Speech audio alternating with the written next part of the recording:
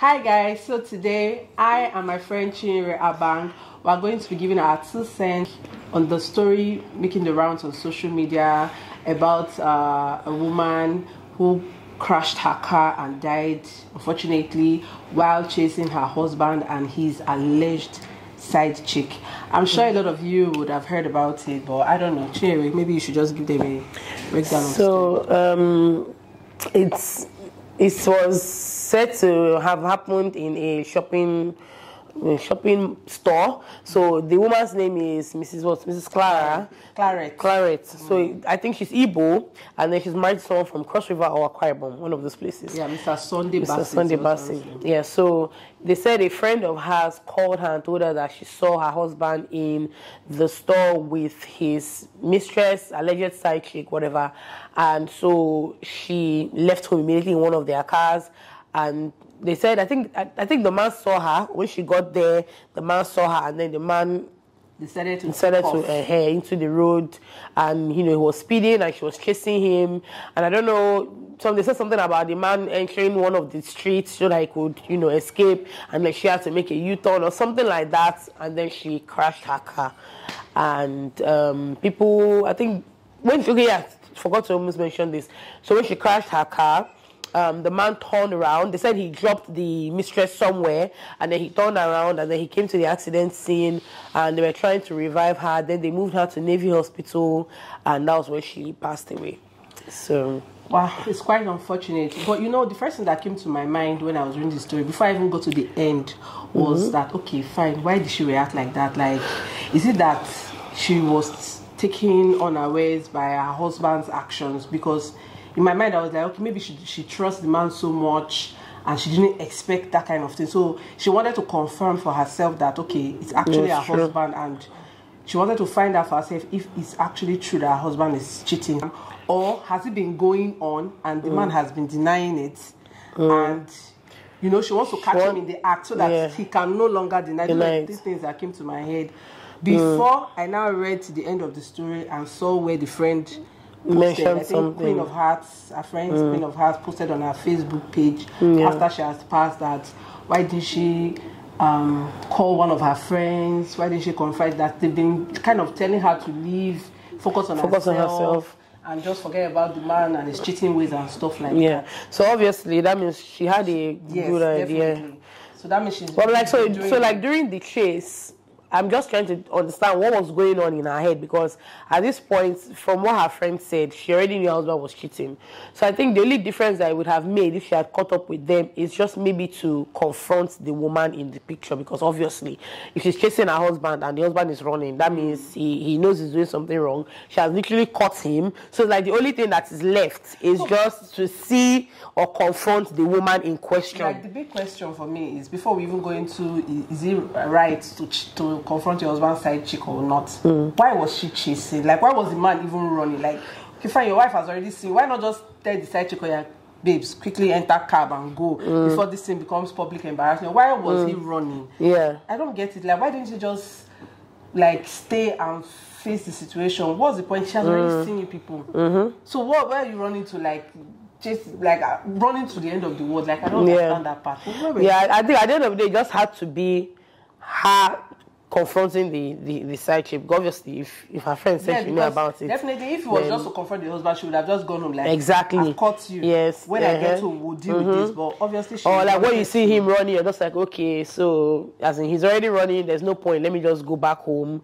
But she definitely wanted to confront or like fight the woman. And I know who knows what the woman was telling the man in the car. Say this woman must not. The man said we go to fear. And maybe it's somebody that the woman knows. That's why the husband. Exactly. Yeah, that's another thing too. If it's something that they both know, and the man does not want her to confirm, like, that could be also the reason why.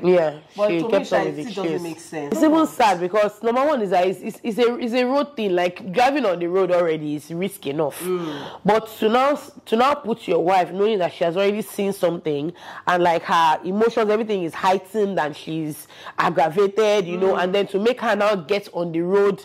The man himself is not even. He wasn't thinking straight at all. He wasn't thinking straight. I would think that, okay, maybe he doesn't want to be embarrassed because it's a public place. But as you're driving on the road, maybe you find a spot that's a bit calm, then you park and you know, let the girl go and attend to your wife, and you guys should sort whatever, because I mean that's. And it's even funny, like, I mean, if you didn't want to be embarrassed, then you already did something that's already embarrassing already. You carried the woman and you carried her out into the public. It's not even, you now left your relationship from being inside bedroom. You now came out to shopping store without the fear of who will see you. So it's like you should actually be embarrassed, you know. And I don't get it. Like, people are blaming the woman that why we should do that kind of thing. Yeah. See, these things, they are just for the moment things. You don't, when you're angry, I'm sure she must this life, I that's why, you know, it's people that are not emotionally intelligent, because I think I've gone past that stage where I would say this person shouldn't have done this, because you don't know how you can never know. You can never know. It's even funny because you might react different. The same you can react differently to the situation yesterday, and then next month you react differently to it. Like, it's just there are so many factors that are involved in how a person reacts to several things. So if you are the same woman, you might even catch her maybe next month and she will react the way she reacted. Exactly. So it's just it's funny. Before we even started this video, I was telling Cherry that if I was in her shoes, I probably would not react like that. But then again, you sometimes the way, because I was telling her that sometimes I try to prepare myself for any situation so I don't get surprised. But guess what? You don't know how. You know, we don't feel the same way all the time, right? I'm saying it now that I'm preparing myself for any situation so that anything will not shock me, anything will not surprise me. But when it eventually comes, when it eventually happens, you don't know the headspace that person is at that moment. Like this, you know, most of these decisions people make it at the spur of the moment. Maybe she was really mad. Obviously, she not even maybe. She definitely was. This is somebody she's been married to for so long, and who knows what they would have talked about behind closed doors. Maybe the man would have promised never to cheat again, or you know, it could be anything. They're just so much. It's just not easy, and that's why I always say, like, marriage is not a do or die affair. Honestly, if you're no longer in love with your partner, and you feel like it cannot be fixed, because why we say when you're in a relationship that is no longer working, leave. If it's something that you can work on, like both of you know that, because you've agreed on together. It's not something that's going to work eventually, then there's no point. The problem is always where it looks like on one person's end, it looks like, okay, we're trying to make it work, and then the other person is kind of lying and like doing things, you know, not following the agreement, kind of, because that happens a lot, where you think that you people are trying to make headway and the other person is still underground, still doing nonsense. So at that point, you've kind of prepared your mind to, you know, okay, we're going to work things out, and you still don't know that you are being deceived. Another bombshell. Exactly. It's really it's really horrible. It's not, if it's not working, please, if the man goes, if you to be cheating, just let her know. If you have gotten to the end of the line, you don't find her attractive again, or whatever the case, whatever the reason is, and you feel like you need to move on. All these things, it might not be easy. It's never even going to be easy. But instead of how they say, choose your hard or choose your difficult, because either way, it's not going to be easy. So just make up your mind and, you know, come to a decision that both of you will agree on, instead of leading the other person on, torturing that person. Some people, they don't even die, but they are dying slowly every day because of the situation they are in their marriage. So guys, I don't know what you think. Tell us what you think. Do you think it's a good idea to confront your husband's side chick, or would you just do the silent treatment, confront him? Maybe confront her. Because people always say, don't confront me, I won't confront the husband, I won't confront the side chick. The business is with your partner and not the woman in question. I, for one, I do believe that actually, because if it's not this side chick, it will be another one. So the problem is really not from the woman herself. This side chick, and the side chick will be like, I beg you, I no fit for this woman, wala. They will run, and then the man goes and finds takes another one. So like, how many people are you going to fight at the end of the day? Unless the side chick is absolutely confrontational, because there are some people like that. Maybe you know the ones that also maybe people pack into your house. I'm telling you, there are some side chicks like that maybe you run into them somewhere, like you know them or whatever the situation, but you shall know them. Run into them and they are trying to give you attitude and hey, that one, I cannot say I'm not you will not confront. That one I cannot say I'm not confront. But the one that I don't have any business with, but maybe I know her from seeing her picture or something like that. I don't think I personally would do that. Confront because really, I believe that the business is with the man. It's the man that is doing something that is shameful and disgraceful. He just has a partner. And it's the man that's in a committed relationship. Exactly. Not the side chick. So personally, I wouldn't confront the side chick. Same page with you. So tell us what you think. If you would confront your partner's side chick or not, and if you think it's a good idea or not, and your reasons, of course. And then another thing I want to talk about is people were attacking the friend that called her vehemently. Why, guys? Why? Like, you are the one that killed this, the woman that called her. It's very easy to sit down on your screen and just come to conclusion and just type away.